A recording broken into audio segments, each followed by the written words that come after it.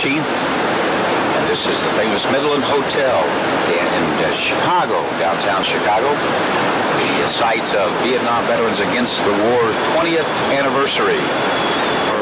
The VVAW people are gathering in the lobby, getting ready to go down to the memorial fountain.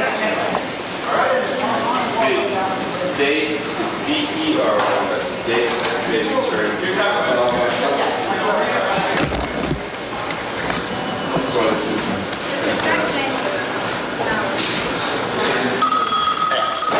The Vietnam Veterans Against the War national flag. The guy looking for you is one of your neighbors. He knows your license plate.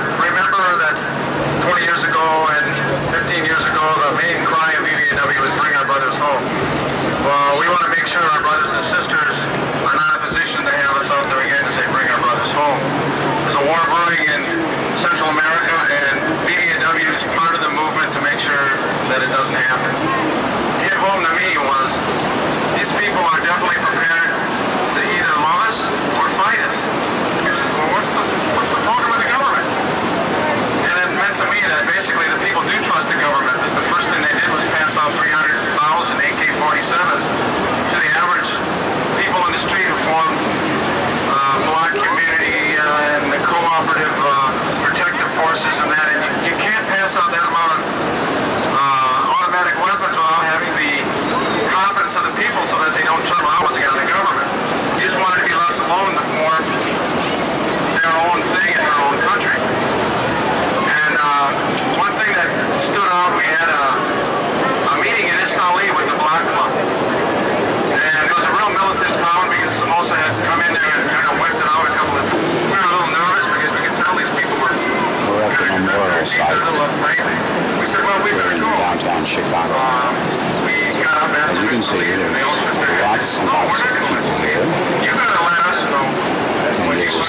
unity as we meet today. Good afternoon. It's wonderful to see all of these faces from all over the country, people that I've met over the years in my extensive work with Vietnam Veterans Against the War. I love this organization. I began my work around Agent Orange in 1977 when I made the connection between my children's birth defects and the information that was coming out of Chicago from Monte Victor. I began my work by attending a hearing in the state of Wisconsin by the Veterans Affairs Department. I explained to the legislators the types of health problems that my children were having. At that time, no one could answer the questions that I had about Agent Orange. I had begun doing research on my own, going to the library, going to the VA, and demanding answers. I was told by the doctors at the VA that it was all a media hype, that there was nothing to it. But I still had a husband and 2 children who were very ill. I went to those hearings feeling very much alone. I came out of those hearings directly into the arms of 3 VVAW members, and I have been here ever since. It's been a real hard road for me, being the Agent Orange Outreach Coordinator and seeing families, hundreds and hundreds of veterans. And it became very difficult for me to continue the work because no matter what we did, no matter how hard we worked, no matter the work that is so important to veterans, continue to educate people in this country to the problems of veterans. We need all of your help to do this. We cannot do it alone. We couldn't end the war in Vietnam alone. We can't stop the defoliation that's occurring in this country. While he was a captain in the Army and protesting against the war in Vietnam and cited with his name, and people who are connoisseurs of U.S. Army posting practices will not be surprised to know where he ended up next. This got him really mad, and when he came back, he has ever since then dedicated himself, even to the extent of becoming a member of the National Office of VVAW, to trying to avenge himself on these people.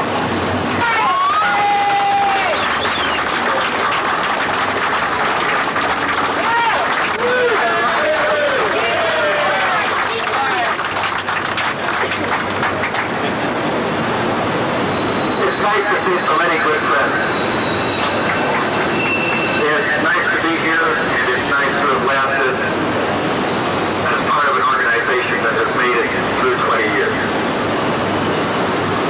I think all of us share the same hope that before another 20 years have gone by, we won't have any new veterans arriving on the scene. The commune where the revolutionary youth of Ho Chi Minh City were using their youth, their vigor, their energy, their idealism to turn this land from I got out of school, feeling kind of down, so I joined the Army just to take a look around. Went on down to the recruit up man, that's where all my troubles began. I've been up, down and around this country more than a couple of times. Never knew till I got to the Navy, thinking for yourself was a crime. Get over here, stand over there, let's see your identification. Shut your mouth, son, get back in line. Sending you to Southeast Asia.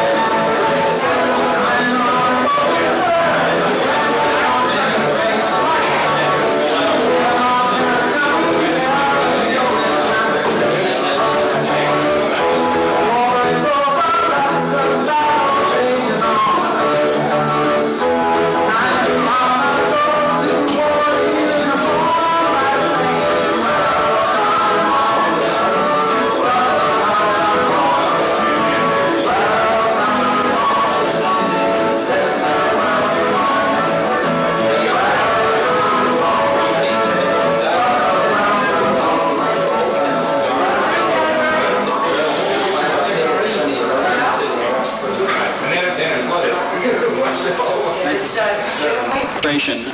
It's a scandal, and you know, I think VVAW has played a very key role in that. I really don't want to talk very long. We're here to celebrate, and I guess what I want to say is that Vietnam Veterans Against the War has been around for 20 years, and we're going to need to be around for 20 years more, because all the issues that we have raised, the reasons for our being, have not gone away. The military adventurism of this country in Central America and elsewhere are ongoing, and we have a continuing responsibility to be the conscience to point out how bankrupt those policies are. Certainly the issues about the health of veterans, particularly the exposure to dioxin, is not a settled issue, and the government, the federal government particularly, is doing everything it can to avoid responsibility for this. And certainly, it's no secret to anybody who's been dealing with the Veterans Administration that, particularly under this administration, it's not an organization that's there to serve anyone. We have to keep doing what we've been doing and doing it better. And it's building coalitions, and it's empowering people, and again, we'll survive and we'll thrive by working together. Thank you very much. The 5th District.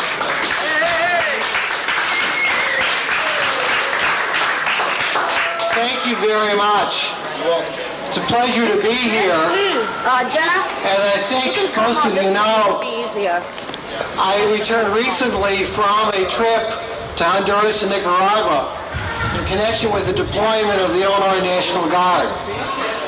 The Illinois General Assembly, I have never been associated with an issue that has engendered so much interest, positive support throughout the state as this issue. People cannot believe that the Illinois Guard was deployed to Honduras. And in fact, to get around the Congress, fight an undeclared war against Nicaragua. And what we found is that there's tremendous support for getting the Illinois Guard out of Central America. Congressman Sidney Yates of this district did a poll of his constituents in which he found 79% opposed to the sending of the Illinois Guard to Honduras. In the black and the Hispanic communities, normally fairly conservative communities, there is likewise a concern that in the event of an invasion or a call-up, the minorities will be the first ones to be called. We met with the Guardsmen, we met with the Contras, we spent 4 days in Nicaragua, meeting with everybody. We report on that extensively in the newsletter. And I know the newsletter is available here. Welcome, take as many as you want. The reunion banquet will be held.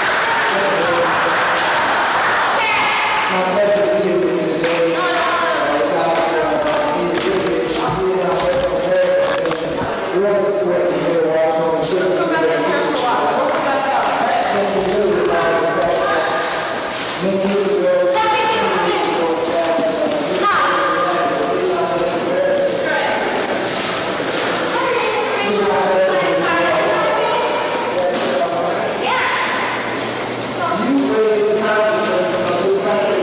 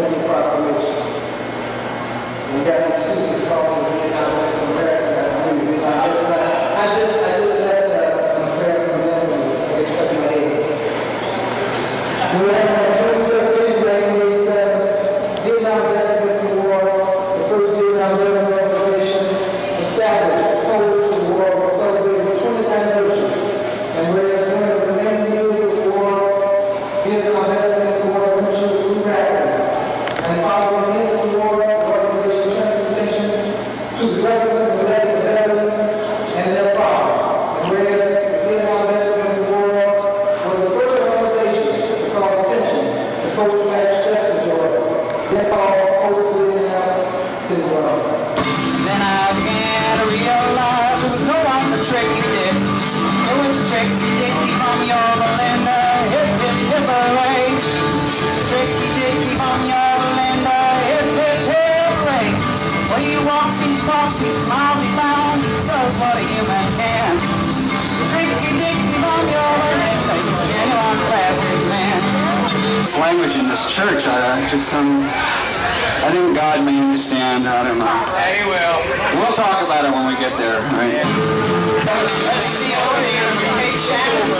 Shut your mouth, son, man, line. Send you Southeast Asia. Yes, I'm loose, I hurt my feet. Yes, I'm through my days to eat. You told me that I wasn't fighting alone. Sent me to Saigon, I'm stay home. Yes, I've been up, down and around this country more than a couple of times. They left me till I got to the Navy. The thing for itself was a crime. Get over here, stand over there. Let's see your identification. Shut your mouth, son, back in line.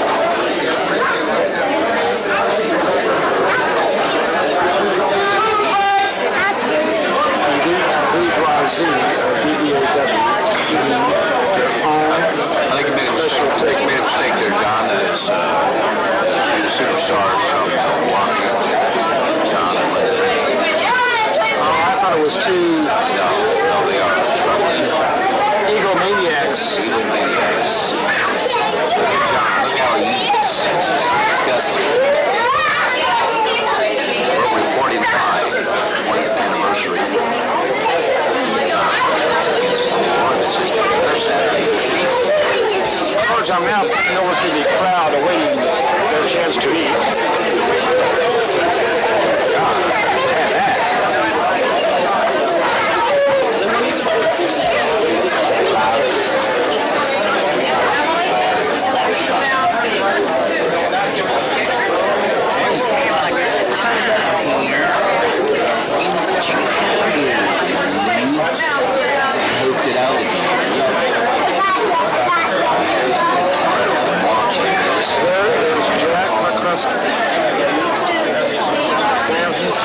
Jack McCluskey. Oliver Drive. Jack McCluskey, Swords to Plowshares, and VVAW, San Francisco. Jack, how's the function been so far? I'm hard of hearing, John. You gotta speak. How's the function been so far? Well, I think it's been very emotional, very beautiful, and I think for a lot of us, we're sharing with our buddies in Vietnam that died over there, and that we're sharing with them the joy, the pain that we feel, and most importantly, we're sharing with them the promises that we made that it will never happen again. Oh, Jack, those are beautiful thoughts. You had a good time so far at this 20th reunion. Excellent time, because that sharing is letting them party with us, letting them smoke a doobie with us, letting them drink a beer with us, letting them understand that this is the way they would have turned out if they had not died. Thank you very much, Jack. These are the people eating at this 20th reunion. Wait a minute. Who is that? My God, it's George Biswell, Kansas City, VVAW and VVA. Christ, don't anybody.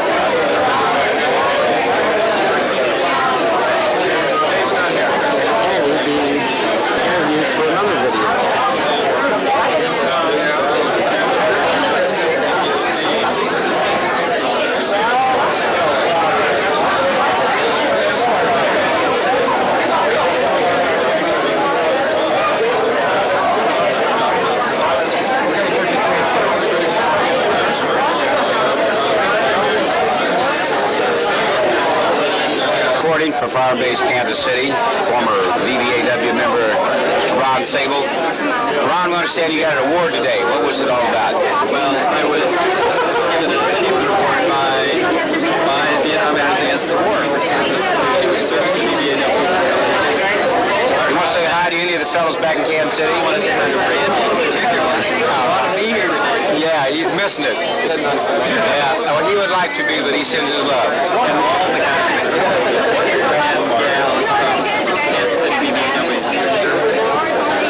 Leader of VVAW, John Lindquist.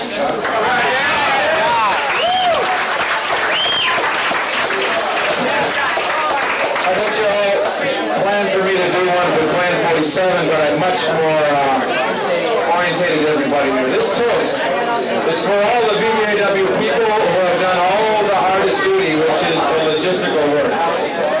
This is for the cooks tonight.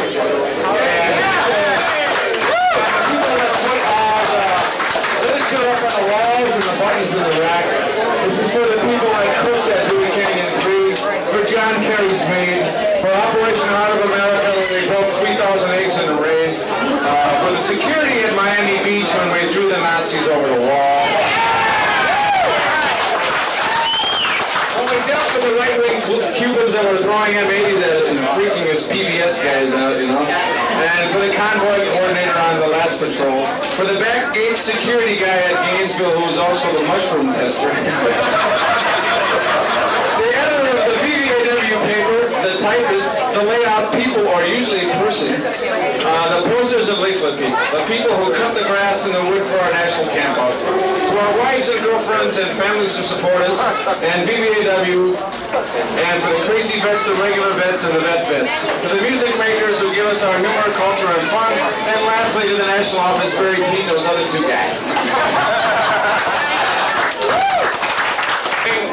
Points home to the American people. One, to stop the bombing in 1971, and once in 1976 to bring the attention of the American people to over 3.5 million veterans have been cut off from VA benefits without any notification by mail or in person from the Veterans Administration. All of us, those of us here tonight, and those of us that for one reason or another can't be here, for all the time, all the effort, all the energy, all the activity, all the money that we've spent, all the tears, and all the laughter that we've shared. Organizationally, VVAW, our organization, was the only place where many of us could go, feel comfortable, and feel welcome, and express our actions and act out our opposition to the war that we fought in.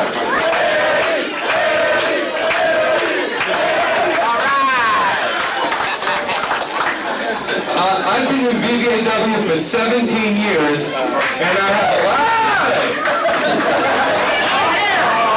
asked for 20 minutes and they wouldn't give it to me.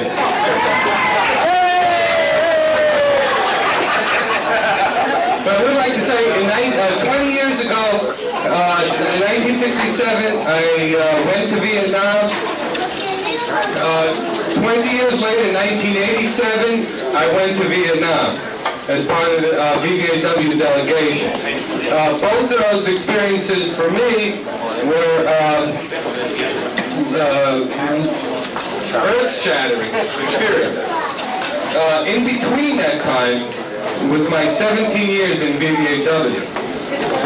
And I have to say that it's almost like a book, and there's a beginning and an end, and VVAW is the main part of the story. And it's just coming to this reunion for me has been a wonderful experience. I just, like somebody said earlier, VVAW is an organization of people, and it's the people that made the organization be so effective.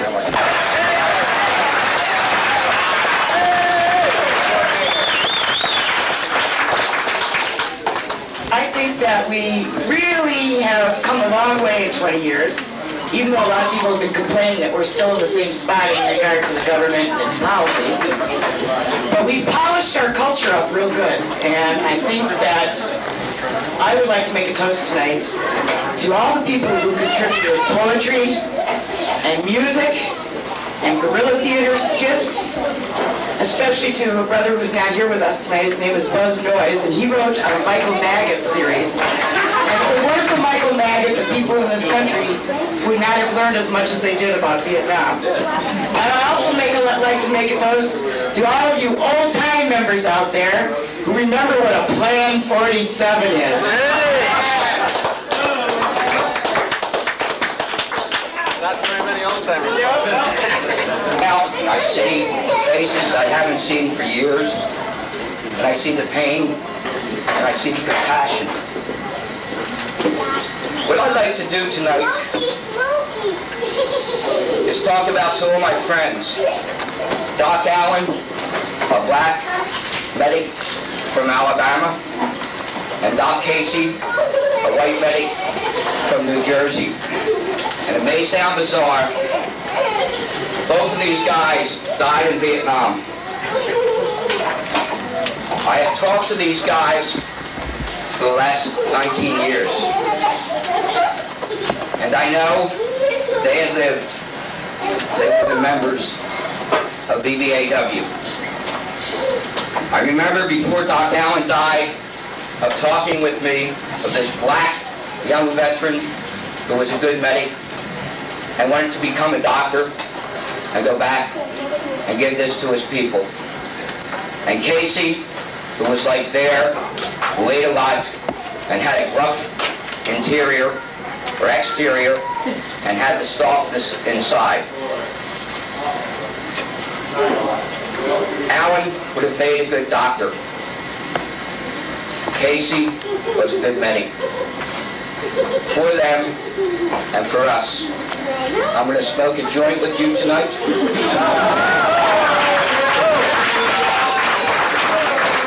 I'm going to drink a beer with you tonight. And all these people in the room tonight, Casey and Alan, these are the people that I shared with you and talked to you about.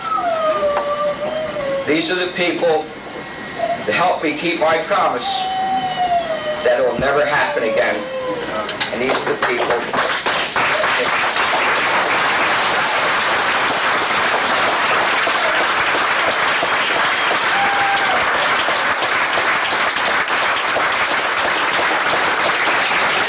Are you having a good time? Yeah.